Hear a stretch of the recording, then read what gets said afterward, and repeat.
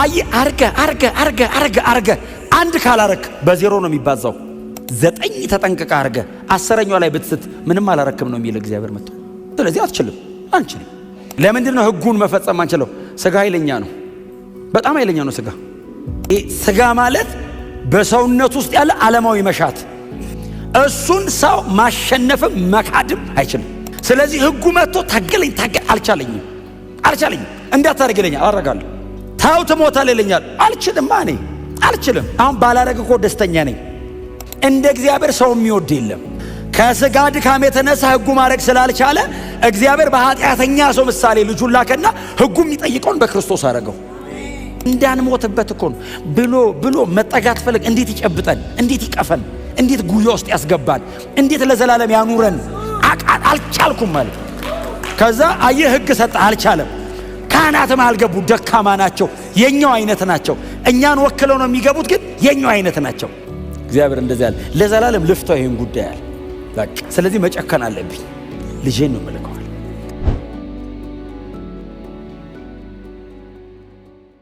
እርሱ ካህን የሆነው በማይጠፋ የሕይወት ኃይል መሰረት እንጂ እንደ ትውልዱ የሕግ ሥርዓት አይደለም።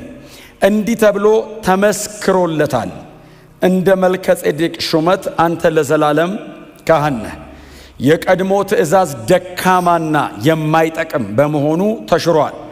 ሕጉ ማንንም ፍጹም ሊያደርግ ስለማይችል ወደ እግዚአብሔር የምንቀርብበት የተሻለ ተስፋ መጥቷል። ይህ ያለ መሐላ አልሆነም።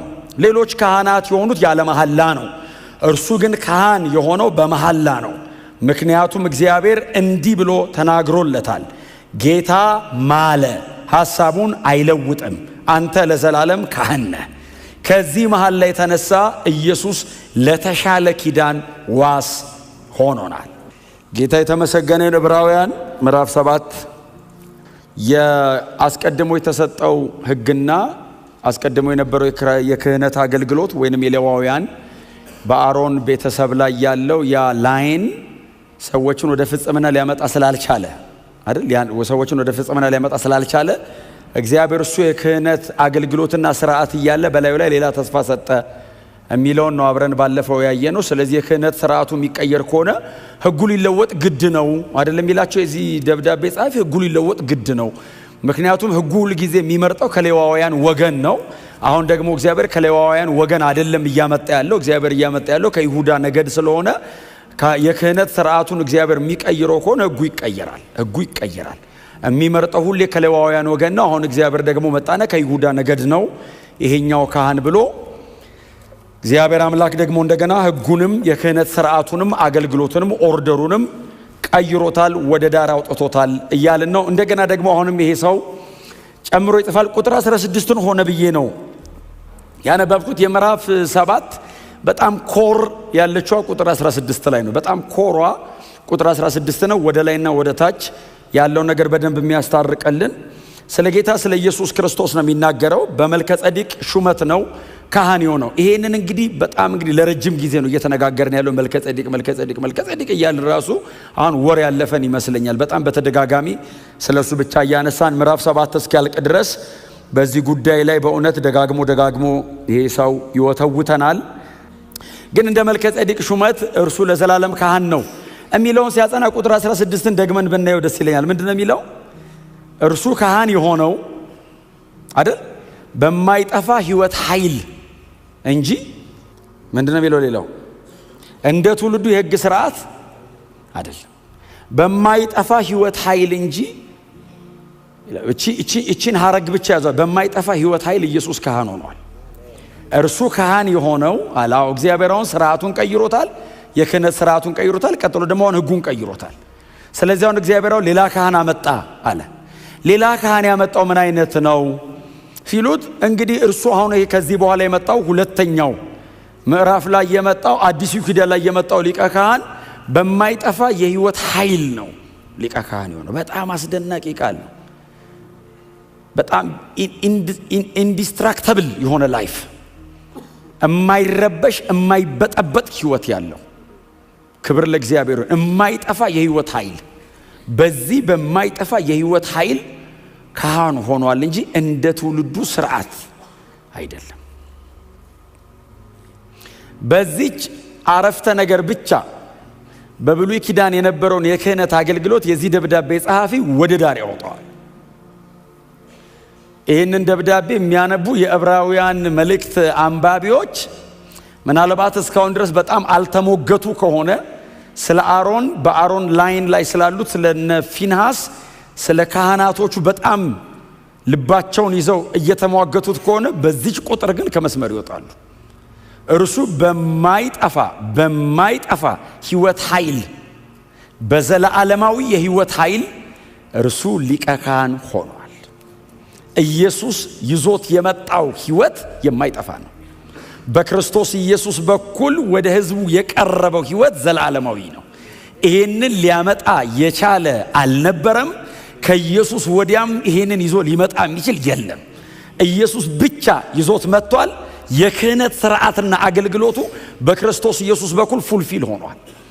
ክብር ለዘላለም ለስሙ ይሁን እና በማይጠፋ የሕይወት ኃይል ጥቅሷን ሙሉን ብጽፏት ደስ ይለኛል። በማይጠፋ የሕይወት ኃይል በዚህ መሰረት ኢየሱስ ሊቀ ካህን ሆኗል። ኢተርናል ነው። ጌታ ኢየሱስ ክርስቶስ ሞትን ቀምሷል። ይህንን ሕይወት ለመበጥበጥ ይህንን ሕይወት ለማስቆም ሞት መጥቶ ያውቃል። ጌታችን ኢየሱስ ክርስቶስ ያልሞተ አይደለም፣ ከሞት የተነሳ ነው። የማይጠፋው የሕይወት ኃይል የተባለው ሞትን ድል አድርጎ ስለተነሳ ነው። ሞት ቼክ አድርጎታል። እንደ ቀደሙት ካህናት ሁሉ ሞት ቼክ አድርጎታል ኢየሱስን። ሌሎቹ ሊቀ ካህናቶች በሙሉ በዓመት አንዴ ዮም ኪፖር ላይ ሁልጊዜ የእንስሳ ደም ይዘው ይገባሉ። በየዓመቱ ያደርጉታል። ሞት መቶ ቼክ ሲያደርጋቸው ግን ሞትን መሻገር አይችሉም። ሞት ይመጣል፣ ይሞታሉ፣ ይቀራሉ። ሪታየር ስለሚያደርጉ ሌላ ግዴታ ይመጣል። ከሞት የተነሳ ሊቀ ካህን የለም ከኢየሱስ በፊት። ሁሉም ሞት ቼክ አድርጓቸው ቴስት ተደርገው ከሞት በታች ናቸው። ዴዝ ፕሩፍ አይደሉም። መከላከል አይችሉም ሞትን። ስለ ጌታ ስለ ኢየሱስ ክርስቶስ ሲናገር በማይጠፋ ሕይወት ኃይል ይለዋል። እስቲ አሜን በሉ። ሞት ቼክ አድርጎታል ኢየሱስን። ቼክ ያልተደረገ አይደለም። ኢየሱስ ስላልሞተ አይደለም ለዘላለም ካህን የተባለው። ሞት ቼክ አድርጎት ከነሱ ጋር ተነጻጽሮ ሞት ሊይዘው፣ ሞት ሊያበላሸው፣ ሞት ሊያስቆመው፣ ሞት ሊያስቀረው ያልቻለ የሕይወት ኃይል አለው ኢየሱስ። በዚህ የሕይወት ኃይል እርሱ ለዘላለም ካህን ነው። በጣም ብዙ የመጽሐፍ ቅዱስ ጥቅሶች ልናነሳ እንችላለን። የኢየሱስ መሞትን የኢየሱስ መነሳትንና ለዘላለም ሕያው መሆኑን የሚናገሩ እንደ ዮሐንስ ራእይ ምዕራፍ 1 ቁጥር 18 መሰረት ሞቼ ነበር። ሞት ቴስት አድርጓል ኢየሱስ። ሞት ቼክ አድርጎታል። ሞት ላይ ቀርቧል ኢየሱስ። ሞቶ አሸንፎ ወጥቷል። በሞት ቼክ ተደርጎ ድል አድርጎታል። ሞቼ ነበር አለ። ማንም ሊቀ ካህን በጣም ብርቱ ናቸው። በእውነት የብሉይ ኪዳን ካህናት እጅግ በጣም ጠንቃቃ ናቸው። በዓመት አንዴ ሲገቡ ሳይቀሰፉ መውጣታቸው ራሱ የሚገርም ነው። አስደናቂ ናቸው። ኢየሱስ አጠገብ ግን መቆም አይቻልም። ከኢየሱስ ጋር ግን ለንጽጽር መቅረብ አይቻልም። ኢየሱስ ንጹህና ጻድቅ ብቻ አይደለም፣ የንጽህናው መጠን የማይሞት የሕይወት ኃይል ሁሉ ተሸክሞበታል። ኢተርናል ነው ኢየሱስ። ስላልተፈተሸ አይደለም፣ በባዶ አይደለም። ዘላለማዊ የምንለው ሞቶ ተነስቶ ነው። ጌታ ነው ያልነው እኮ የተነሳ ቀን ነው። ጌታ ሆይ ብሎት ያውቃሉ እኮ እስኪሞቶ። ኦፍ ኮርስ ጌታ ነው። ማይ ሎርድ ኩሪዮስ ብሎታል። ሞቶ ጌታዬ ብላለች እኮ ማርያም። ጌታዬን አይተዋል ብላለች እኮ ተቀብሮ። በጣም ግዙፉ አዋጅ የታወጀው ከሞት የተነሳ ቀን ነው። ከሞት ሲነሳ ኢየሱስ ጌታ ነው። ለምን? የቀረ ሁሉንም ጌቶች እየያዘ የሚቀብር ጌቶች ላይ የተቀመጠ ገዣችሁ ነኝ ያለ ሞት አለ። ኢየሱስ ሞትን ገንጥሎት ወጣ። ጌታ ነህ አሉት። አያችሁ፣ ኢየሱስ ጌትነቱ የተረጋገጠው አደባባይ ላይ ጌታችሁ ነኝ ብሎ አይደለም። ሞትን ድል አረገው። ሞትን እግሩ ስር አስቀመጠው። መክፈቻ ቁልፉን ተቀበለው። ብቅ ሲል አንተ ጌታ ነህ አሉት። ሞት ኢየሱስን ጌታ ይለዋል። ማንንም ጌታ አይልም ሞት። በዘላለም ሕይወት ኃይል ኢየሱስ ለዘላለም ካህናችን ነው። ኢየሱስ ጌታ ነው። የብሉይ ኪዳን ካህናት እናንተ በጣም ጊዜ ስታገኙ እንድታነቡት ልስጣችሁ አንዳንድ የመጽሐፍ ቅዱስ ክፍል። ለምሳሌ ዘሌዋውያን ምዕራፍ 21 ምዕራፍ 8 ሙሉን እንድታነቡት። ሰዎቹ አፖይንት ሲደረጉ እግዚአብሔር ሲለያቸው ብሉይ ኪዳን ቢሆን እኮ በጣም ብዙዎቻችን አንገባ። ካህናኑንም እኮ የካህን አመራረጥ እኔ አንዳንዱን በእውነታውን እዚህ ጋር ቆሜ ያላውራው። ምዕራፍ 21 እናንተ አንብቡት። እንደዚህ ያለበት ካህን እንዳይሆን አይደለም ያለው እግዚአብሔር፣ ወደ እኔ እንዳይመጣ አለ። ባይዘዌ ከሌላ ወገን ከይሁዳ ከምናምን እንዳይመጣ ከሌዊ ወገን ሆኖ እንደዚህ አይነት ሰው እንዳይመጣ አጠገብ ያለ። ብሉይ ኪዳን አሕዛብ እንዳይመስልህ ከአይሁዳውያን መካከል ከሌዋውያን እንኳን የማይወክለው አለ፣ የማይጠቀልለው አለ። ብሉይ ኪዳን ኢየሱስ መጥቶ ነው ሕጉንም ስርዓቱንም የቀየረው። ማንም በክርስቶስ ካመነ ይምጣ አለ እግዚአብሔር አዲስ ኪዳን ላይ። ባይዘዌ አሁን ሰውነቱ ላይ ጉዳት ያለበት ብቻ እኮ አይደለም የሚለው። አንዳንድ የሚጠቅሳቸው የህመም አይነቶች አሉ። እንደዚህ አይነት ህመም የታመመ እንዳይመጣ ይላል። እንዴ ኦብቪየስሊ ሊያመን ይችላል። እንዳመጣ ይላል እንደሱ ከታመምክ። ብሉይ ኪዳን እኮ አይወክለንም፣ አያስገባንም፣ አያቀርበንም። ኢየሱስ መጣ፣ አሞኛል ስትሎ ፈውሶ ያስገባ። የእግዚአብሔር ጽድቅ ጎሎ እንዳይመስልህ ኢየሱስ ብቃቱ ሆኖ ነው። የብሉይ ኪዳንና የአዲስ ኪዳን የሚባል እግዚአብሔር የለም። አቀራረብ ነው የቀየረው። እግዚአብሔር ድሮም ንጹህ ነው፣ ዘንድሮም ንጹህ ነው። ድሮም ቅዱስ ነው፣ ዘንድሮም ቅዱስ ነው። ሕጉ ምንድነው የጠቀመን? ስታንዳርድ አሳየን። ሕጉ ሊያበቃኝ አልቻለም እንጂ ስታንዳርድ እኮ አሳየኝ። እንደዚህ አይነት ካልሆንክ አትመጣም ብሎ አልኩኝ ቆሜ። ይሄ ነው ስታንዳርዱ። ኳሊፋይ ለማድረግ ስታገል እድሜ ያልቃል። አላረገውም።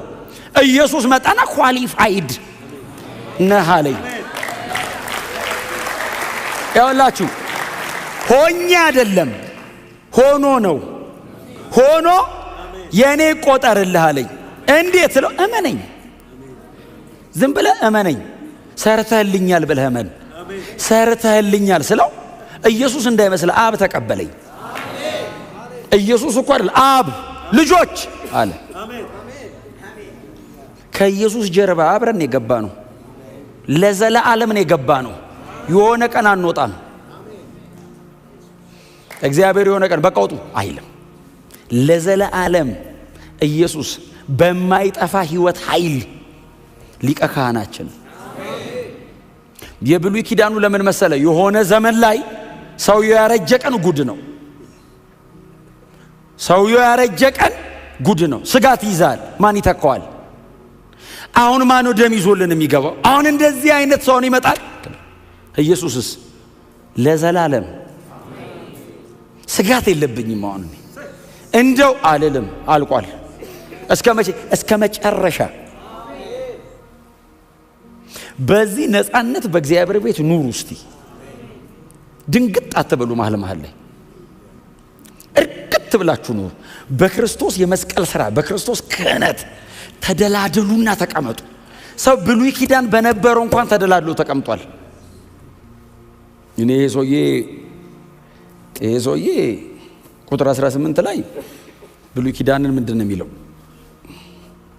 ቁጥር 18 የቀድሞ ትእዛዝ ደካማና የማይጠቅም በመሆኑ ምን ብሏል? በእውነት ይሄን ማስረዳት አልችልም።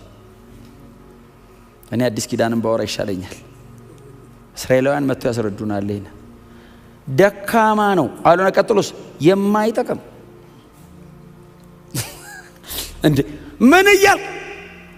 እኔ አይደለሁም አለ። አዎ እግዚአብሔር የተሻለ አምጥቶ ብርቱ አመጣና ደካማ አስባለው። ዘላለማዊ አመጣና ይሄኛው የማይጠቅም። አሁን ጥቅስ ነው ያነበብኩት። አስተያየታችሁን ፈራሁት። ክፈቱ ቁጥር 18 አይልም የሚል አይነት ነው አስተያየታችሁ። እዩት። ይኸው ቁጥር 18 ጻፍልኝ እዚህ ላይ ካለ። የቀድሞ ትእዛዝ ምንድን ነው የሚለው? ጉባኤ ውስጥ ያንብብ።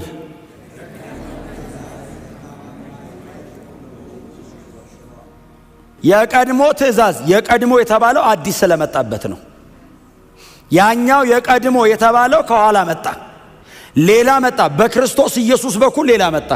የቀድሞ ትእዛዝ ደካማና የማይጠቅም አይደለም። ደካማና የማይጠቅም የተባለው ለምንድን ነው? እኔን በእግዚአብሔር ፊት ማብቃት ስላልቻለ ነው። ሕጉ ደካማ አይደለም። ባለፈው ተናግሬያለሁ። ሕጉ ንጹሕ ነው። ትእዛዙ ቅዱስ ነው። በጣም ጻድቅ ነው። ሕግ ከእግዚአብሔር ባህሪ የተቀዳ ነው። ባይዘው እግዚአብሔር እኛን አይቶ አይደለም ሕግ ድራይቭ ያደረገው። ሕግን ከራሱ ነው የወሰደው። እንዲህ አታርግ ሲል የእግዚአብሔር ስታንዳርድ ነው። ያ ትመጥኗል አትመጥኖም ሌላ ነገር ነው። እግዚአብሔር ግን ሰው እኔ ጋር የሚመጣ ከሆነ በዚህ መንገድ ነው የሚመጣው አለ። እንደዚህ አይነት ብቻ ነው የሚመጣው አለ። ለዛ ከሆነ ዳዊት ሲዘምር ምንድን ነው ያለው? ወደ እግዚአብሔር ተራራ ማን ይወጣል አለ። ማንም ነው መልሱ። ለምን? ያንን የሚያሟላ ስለሌለ። ሕጉን ወይንም የቀደመውን ትእዛዝ ደካማና የማይጠቅም ነው የተባለው እግዚአብሔር የሰጠበትን ዓላማ መፈጸም ስላልቻለ ነው። እግዚአብሔር ሕጉን የሰጠው ራሱን ለማስደሰት አይደለም፣ እኔን ገንዘቡ ለማድረግ ነው። ባህሪውን እኮ እግዚአብሔር ባይናገርም ለዘላለም ባህሪው እኮ ገንዘቡ ነው። ራሱን የገለጠው ለምንድን ነው? እግዚአብሔር እኔን ወደ ራሱ እኮ ለማቅረብ ነው። ሕጉ የተሰጠበት ዓላማ ሰዎችን ወደ እግዚአብሔር ለማምጣት ነው። አልቻለም። ስለዚህ መጣና እንደዚህ አለ፣ የማይጠቅም ነው፣ ቀጥሎ ደካማ ነው። አንተን ካላዳነልኝ እኔማ ለዘላለም እኖራለሁ በዚህ ባህሪ። አንተን እኔ ጋር ካላመጣ ግን ደካማ ነው። አየህ፣ ለዛ ነው ሮሜ 8 ላይ ምዕራፍ 8 ቁጥር 3 አካባቢ ላይ ላስት ዊክም ተናግሬዋለሁ ይመስለኛል። ከሥጋ ጉልበት የተነሳ ሕግ ሊፈጸመው አልቻለም ይልና እግዚአብሔር የገዛ ልጁን በሥጋ ለባሽ ወይንም በሰው ምሳሌ ልኮ ሕጉ የሚጠይቀውን ፈጸመው ይላል። አሁን እግዚአብሔር ሕግ ገልብጦ አይደለም። ከሥጋ ድካም የተነሳ ሕጉ ማድረግ ስላልቻለ እግዚአብሔር በኃጢአተኛ ሰው ምሳሌ ልጁን ላከና ሕጉ የሚጠይቀውን በክርስቶስ አረገው። አይ አርገ አንድ ካላረክ በዜሮ ነው የሚባዛው። 9 ተጠንቅቀህ አርገ 10ኛው ላይ ብትስት ምንም አላረክም ነው የሚል እግዚአብሔር መጥቶ። ስለዚህ አንችልም። ሮጦ የገባ የመሰለው ሰው ካለ እዚህ ቤት ተሳስታችኋል። እግዚአብሔር በልጁ ደም በኩል ያመጣል። በፍጹም አንችልም። በእውነት ኮፓፕ አይደረግም። ለምንድን ነው ሕጉን መፈጸም አንችለው? ሥጋ ኃይለኛ ነው። በጣም ኃይለኛ ነው ሥጋ ማለት ይሄ አይደለም። ፍሌሽ አይደለም እያልኩ ያሉት ዲዛይር ሳርክ ማለት ይሄ እንትኑ ብቻ አይደል። ሳርክ በጣም ብዙ ነው፣ ቃሉ ግሪክ ነው ግን ብዙ ነው። ሳርክ ሶማ ፍሌሽና ቦዲ ማለት ነው። ይሄ ሥጋ ማለት በሰውነት ውስጥ ያለ ዓለማዊ መሻት፣ እሱን ሰው ማሸነፍም መካድም አይችልም። ስለዚህ ሕጉ መጥቶ ታገለኝ አልቻለኝም። እንዳታረግ ይለኛል፣ አረጋለሁ። ታው ትሞታለህ ይለኛል፣ አልችልም። አሁን ባላረግ እኮ ደስተኛ ነኝ።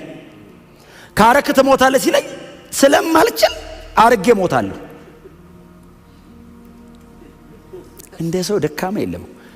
አታርግ ትሞታለህ ሲለኝ ፔናሊቲውን እያወቅኩኝ አልችልም አለማረግ እና ሕጉ እንዳታረግ ሲለኝ አርጌ ስመጣ ሙት ይለኛል፣ እሞታለሁ። ይኸውልህ ኃጢአተኝነቴን እየገለጠ ሞት እየፈረደብኝ ነው የኖረው ሕግ። ስለዚህ እግዚአብሔር መጣና ደካማና የማይጠቅም አለ። ታዲያ ምን መፍትሄ ላበጅ ሲል በኃጢአተኛ ምሳሌ ልጁን ላከው። ሕጉ የሚጠይቀውን በሙሉ ኢየሱስ አረገው። ለዛውም በሕጉ ልክ ብቻ አይደለም፣ እንደማይደገም አድርጎት ኢየሱስ ሰራው። ተናግሬያለሁ ብዙ ጊዜ። የኢየሱስ የቅድስና መጠን አባቱ በሰማይ የኖረበት አይነት ነው። ኢየሱስ መሬት ላይ የኖረበት ንጽህና አብ በሰማይ በመላእክቱ መካከል የሚኖርበት ንጽህና ነው። ኃጢአት አልባ ነው ኢየሱስ፣ ስህተት አልባ ነው እና ሕጉን ከመንገድ አወጣ፣ ፍጽም አረገውና ከመንገድ አወጣ፣ ነፃ ወጣነኝ። እስቲ አሜን በሉ።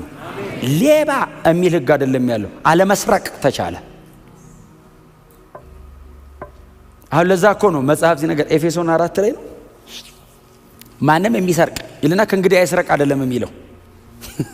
ሌባው ሰውዬ ጥሩ ሰው ይሁን አይደለም የሚለው። እየሰራ ሌላ ለሚያካፍለው ይኑረው ነው የሚለው። የሚሰርቅ ሰውዬ አካፋይ ሕግ ሊያረጋ አይችልም። ሌባ ብሎ ይገላል፣ ያስወግራል። ወንጌልስ ተራፊ ያደርጋል። እንዴ ይሄ ሌባው አይደል እንዴ? ሰጪው ወንጌል ነው ገልብጦት። እስቲ አሜን በሉ። ኢየሱስ በዘላለም ሕይወት ኃይል ካህናችን ሆኗል። ድል ያደረገው ኢየሱስ ነው። ሕጉስ አይችልም። ስለዚህ ቁጥር 18 ላይ አይ ቲንክ እንትናቸውን ያወጣዋል፣ የሰዎቹን ንቀል ያደርገዋል። በቃ ሕግ የቀድሞ ትእዛዝ ሲሉ ተሽሯል። እንዴት? ለምን? የማይጠቅምና ቀጥሎስ ምንም አይልም ደካማ ተሽሯል። ቁጥር 19 ነው መፍትሄው። ለምንድን ነው እግዚአብሔር ሕጉን የሻረብን? የማይጠቅምና ደካማ ስለሆነ። ቁጥር 19 ምንድነው የሚለው? ማንንም ፍጹም ሊያደርግ ስለማይችል ወደ እግዚአብሔር የምንቀርብበት የተሻለ ተስፋ መጥቷል። ሕጉ ምን ማድረግ አይችልም? ፍጹም ማድረግ አይችልም። ቀጥሎስ ወደ እግዚአብሔር ማቅረብ አይችልም። የካራክተር ሞዲፊኬሽን ነው የሚሰጥ ሕግ። አውትዋርድ ነው፣ ደጅን ነው፣ ሪቹዋል ነው። ሕጉ ውስጥን አይቀይረውም። ስለዚህ ወደ እግዚአብሔር መቅረብ አትችልም። እናንተ ሌቪቲክ ዘሌዋውያን 21ን ብታነቡ ይኸውላችሁ ለሊቀ ካህኑ የተሰጠው ስርዓት በሙሉ የውስጥ አይደለም የውጭ ነው። አለባበስ፣ የሚቀባው፣ የሚደፋበት፣ ሲራመድ አረማመዱ፣ ዙሪያው የሚከባው ነገር በሙሉ አውትዋርድ ነው። ባይዘው የውስጥ የለውም። ለዛ ነው አሮንን የሚያክል ሊቀ ካህን። እንግዲህ አሮን የካህናት ስታንዳርድ ነው። ዕብራውያንም ላይ የመጨረሻ ሊቀ ካህኑ የብሉይ ኪዳን ሊቀ ካህን እኮ አሮን ነው። አሮንን የሚያክል ታላቅ ሊቀ ካህን ደጁን ብቻ እንደሆነ የምታውቀው የወርቅ ጥጃ ሰርቶ ቁጭ አድርጎ አስመለከ። ውስጡ ምንም እንደሌለ የምታውቀው እግዚአብሔር ጠፍቶ እንዳይመስለ። ሙሴ ሲጠፋ ሙሴ ሄደ እንደሆነ 40 ቀን 40 ሌሊት ነው ጠፋ። ከዛ አሮን መጡና እንዲህ ያሉት በፊታችንም ሄድ አምላክ ስራ አለ። እግዚአብሔር እኮ አይታይም እንጂ ይሄዳል። እግዚአብሔር አይታይም፣ ካዩት ይሞታሉ። እምናየው እንደ ግብፃውያን እምናየው ይሆን እንዲህ እየት የምናደርገው አንጀታችን እንዲርስ እንደሱ ነው የፈለጋችሁት? አንጧ አለ። ምን ጉትቻቸውን የሚል ቃል አለ። ይድሮ አንተ ጆሮ ጌጥ ነው። አሁን እኮ አማርኛው ይድሮ ቋንቋ ነው። ጉትቻ ይላል። ጉትቻቸው ከግብፅ ይሄ እንትኖቻቸው የሰጧቸውን በሙሉ ይዘው ሲመጡ ጠፈጠፈና ይላል አይደል? ጥጃ ነው የሚለው አይደል? ጥጃ ነው የሚለው ቃሉ ጥጃ አይደለም እንዴ? እንዳልሳሳት ጥጃ ሰርቶ ከዛስ አሮን ነው የሚለው ቃሉ ቆሞ በፊት የሚሄድ አምላክ ይህ ነው አለ ይላል። የእግዚአብሔር ሊቀ ካህን፣ እግዚአብሔር የመረጠው ሊቀ ካህን ዘሌዋውያንን ሙሴ ተቀብሎ፣ የሙሴ አይደለም ዘሌዋውያን የአሮን ነው። የሊቀ ካህኑና የካህናቱ ፋሚሊ ነው ዘሌዋውያን። ብድግ አድርጎ ቃታውያን፣ ሜራራውያን ደግሞ እነዛ ምንድናቸው? ሶስተኞቹ ጌርሳውያን ለነሱ አከፋፍሎ የናንተ ነው ብሎ ሌቪቲክስን የሚያክል እንግዲህ ኢየሱስ የሚመጣበትን አንድ አገልግሎት ማለት ነው።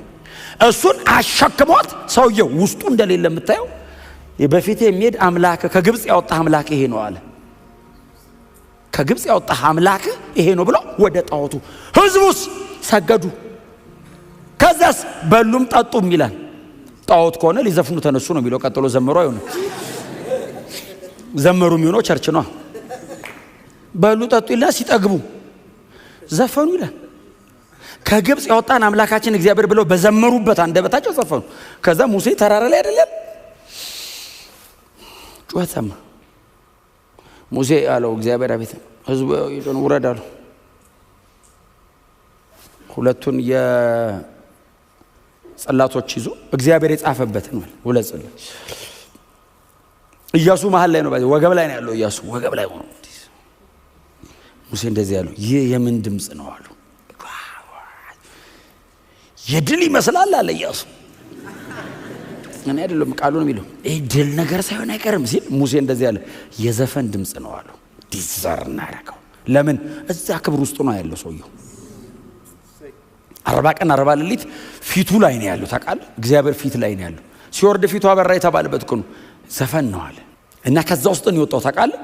ዘፍጥረት ምዕራፍ 1ን ያየ ሰውዬ ዘፈንና መዝሙር አይለይም እንዴ? ዘፈን ነው አለ።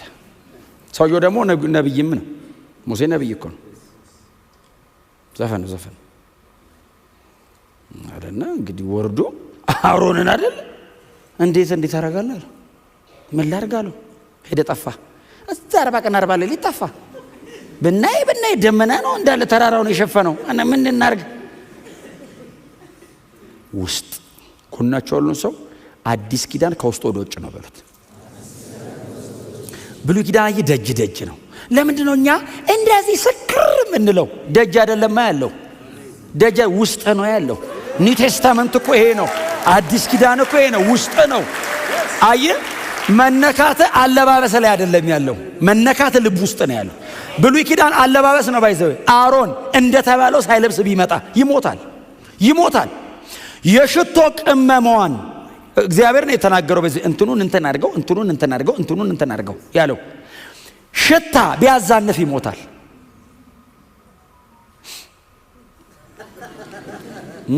ምንድነው የሚሸተው? ይሄ ጠብ ነው የሚለው፣ አይወጣትም። በገመድ ነው የሚወጡት። የሚገባ የለም ውስጥ። እግዚአብሔር ራሱ እኮ ነው አየውና የማይጠቅም ነው አለ፣ ደካማ ነው አለ ይሄ ነገር እና ሰው እንዲያስታርቀኝ ሰው ለማምጣት ብዬ እያለቁ ነው አለ። ክብሬ መምጣት አይችሉም አለ። እንደ እግዚአብሔር ሰው የሚወድ የለም። እግዚአብሔር ገዳይ አይደለም ባይዘው። እንደ እግዚአብሔር ፍቅር የለም። ብትጠጉኝ ትሞታላችሁ ብሎ እኮ ተራራ ድረስ እኮ ይመጣል። ተራራ ድረስ ይወርድና እንዳትመጡ ይላል። እዛ ከሆኑ ይላል። እዛው ቁጭ ብሎ ከመውራት ይችላል። በጣም ስለሚወድ እኮ ነው ሰው መሀል ይመጣና ተራራው እንዳይነኩት ነገራቸው። ከነኩት ይሞቱብኛል። አዎ እንዳይነኩ እንዳንሞትበት እኮ ነው ብሎ መጠጋት ፈልግ። እንዴት ይጨብጠን፣ እንዴት ይቀፈን፣ እንዴት ጉያ ውስጥ ያስገባን፣ እንዴት ለዘላለም ያኑረን። አልቻልኩም ማለት ከዛ አየህ ህግ ሰጠ፣ አልቻለም። ካህናትም አልገቡ፣ ደካማ ናቸው፣ የኛው አይነት ናቸው። እኛን ወክለው ነው የሚገቡት፣ ግን የኛው አይነት ናቸው። እግዚአብሔር እንደዚህ ያለ ለዘላለም ልፍታው ይሄን ጉዳይ አለ። በቃ ስለዚህ መጨከን አለብኝ፣ ልጄን ነው መልከዋል። መጨከን አለብኝ አለ። በጣም ያስከፍለኛል አለ። አዎ አንድ ልጄን ነው የሚያስከፍለኝ። በቃ ልጨክን። ሰው እየሞተ አይቻልም። ለዛ ነው አዲስ ኪዳን ላይ ሰው ሁሉ ሊድኑ በሚወድ በእግዚአብሔር ተብሎ ተጽፏል። ሁሉ ሊድኑ በሚወድ በእግዚአብሔር። ይሄ የእግዚአብሔር ዘላለማዊ ልብ ነው። ሁሉ ይዳን የሚል የእግዚአብሔር ልብ ነው። ሰው ክፉ ስለሆነ ነው እምቢ የሚለው እንጂ እግዚአብሔር ቋንቋ፣ ዘር፣ ቀለም፣ ስታተስ አይመርጥም። ሁሉ ሊድኑ በሚወድ ስለዚህ ሁሉንም ማድንበት አለና ኢየሱስን ላከው። ኢየሱስን ሲልከው በዘላለም ሕይወት ኃይል ነው የላከው። ሪታየር እንዳያረግ፣ እንዳይቆም፣ ሞቶ እንዳይቀር፣ የሆነ ቀን ብቻ እንዳይሆን ለዘላለም እንደሚሆን አድርጎ ላከው። እስቲ አሜን በሏ። በዘላለም ሕይወት ኃይል። ስለዚህ እንደ ትውልዱ ስርዓት አይደለም ማለት የሆነ ስርዓት አለ፣ የተለመደ ድግግሞሽ፣ እንደዛ አይደለም። እግዚአብሔር ሰበረው፣ ከመንገድ አስወጣው፣ አስቆመው። በቃ አለ። ይሄ ስርዓት በቃው አለ፣ ዝጋው አለ። ኢየሱስ መስቀል ላይ ዘጋው፣ ጥርቅም አረገው፣ ሌላ ከፈተ። ዘላለማዊ ነው። ሞትን ታሪክ አረገው ኢየሱስ። አሁን እኮ እኛ እኮ አንዳንዴ እኮ በእውነት ነው የምላችሁ እኮ እውቀቱ እንትን መረዳቱ ነው እንጂ ተሸገር ነው እኮ። አሁን እኮ ሞት የምትፈሩ ሲባል አሁን ሞት የምትፈሩ ካለው ሰው በቀር በሙሉ ነው። ሞት የምትፈሩውን ተነሱ ቢባል በሙሉ ነው እንዴ። እኛ እኮ ከገባን እኮ ኢየሱስ ሞትን አሸንፎታል። አሁን ሞት ለኔ ጥቅም ነው የሚሰራው። ሞት ለኔ ጥቅም እንዲሰራ ያደረገው ኢየሱስ ሞቶ እኮ ነው። አሁን የዘላለም ሕይወት ኃይል ኖሮት እርሱ በእግዚአብሔር ፊት ካህን ሆኗል ስል ይሄ ዋስትና ለኔ ነው። በዘላለም ሕይወት ኃይል ካህን ነው። ክህነት ሲጀመር እኔን ወክሎ ነው ለእግዚአብሔር የቀረበው። እግዚአብሔርን ወክሎ አይደለም እኔ ጋር እኮ የመጣው። ክህነት እኮ ካህን እኮ ህዝብ ወክሎ ወደ እግዚአብሔር የሚገባ ነው። ኢየሱስ እኮ እኔን ወክሎ ኃጢአተኛውን ሰውዬ ወክሎ ወደ እግዚአብሔር በዘላለም ሕይወት ኃይል ገባ። እግዚአብሔር እንደዚህ ያለ ለዘላለም ሰውን እቀበለዋለሁ አለ። ያኛውስ አይችልም፣ አስወጣው። ወደ እግዚአብሔር ሊያቀርበን ስላልቻለ ወደ እግዚአብሔር የምንቀርብበት የተሻለ አይደለም የሚለው ተስፋ መጣ። አይ ቲንክ ዕብራውያን ፈገግ ይላሉ። በጣም ቢወዱትም የቀደመውን ኪዳን ስርዓት የነሱ ስለሆነ ፍርሃት ግን አላቸው፣ ትንሽ ስጋት ግን አላቸው። ደስ ይላቸዋል። ክብር ለኢየሱስ ይሁን። አሁን ደስ ይላቸዋል፣ ይደላደላሉ። የተሻለ ዘላለማዊ ተስፋ መጥቷል። ይቀጥላል። ቁጥር 20 ላንብብላችሁና ምንድነው የሚለው? ቁጥር 20 ይህ ያለ መሐላ አልሆነም። ሌሎች ካህናት የሆኑት ያለ መሐላ ነው። ብሉይ ኪዳን ካህናት ሲሆኑ እግዚአብሔር ምሉ አይደለም ካህን የሚያደርግ። የአሮን ላይን ውስጥ ካለ ትሆናለህ። የተመረጠ መስመር አለው። እዛ መስመር ውስጥ ኮንክ ነህ።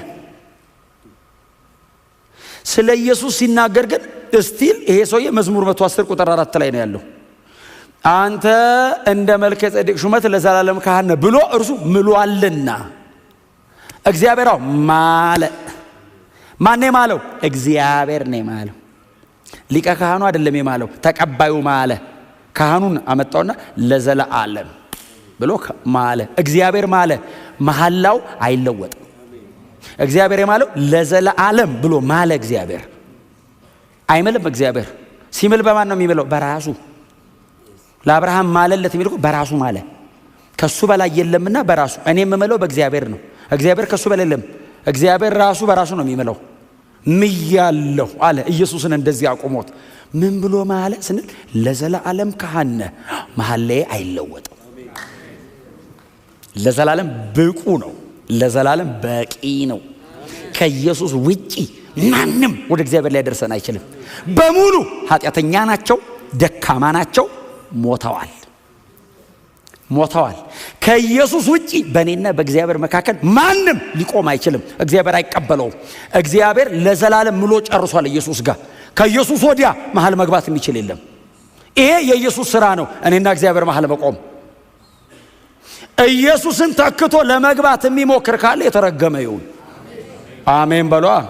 በቃ ኢየሱስ ብቻ። እግዚአብሔር ይኸው ቃሉ እኮ ተናገረ። አሁን እኔ በጣም ቆንጆ ስብከት አይደለም እየሰበኳቸው ያሉት፣ እውነት ነው ይሄ። እግዚአብሔር ኢየሱስን አቆሙና አንተ ለዘላለም ካህን ብሎ ማለ። መሐላ በሁለት ወገን መካከል የሚደረግ ነው። እዚህ ጋር ግን የሚናገረው ኢየሱስና እግዚአብሔር ተማማሉ አይደለም የሚለው፣ እግዚአብሔር ማለ ነው የሚለው። ብሉይ ኪዳንም ላይ ለአብርሃም እኮ እግዚአብሔር ሲምል ብቻውን ነው የማለው። አብርሃምን እንቅልፍ አስተኝቶ እግዚአብሔር ማለ ነው የሚለው፣ ብቻውን ነው። እኔ ለዚህ ጉዳይ ብቻዬን ነኝ፣ ታማኝ ነኝ። መልከ ጼዴቅ ላይኑ አብርሃም ጋር ነው። ሌዋውያን ላይናቸው ሙሴ ጋር ነው። ስለዚህ እግዚአብሔር አብርሃም ጋር ብቻውን እንደማለ ኢየሱስ ጋር ብቻውን ማለ። ለዘላለም ተቀብያለሁ፣ ምያለሁ። አንተ ለዘላለም ካህን ነህ። በአንተ በኩል ብቻ እቀበላለሁ፣ ከአንተ ውጪ አልቀበልም ማለት ነው። በኢየሱስ ደም ካልሆነ አየ እግዚአብሔር ማንንም አይቀበልም።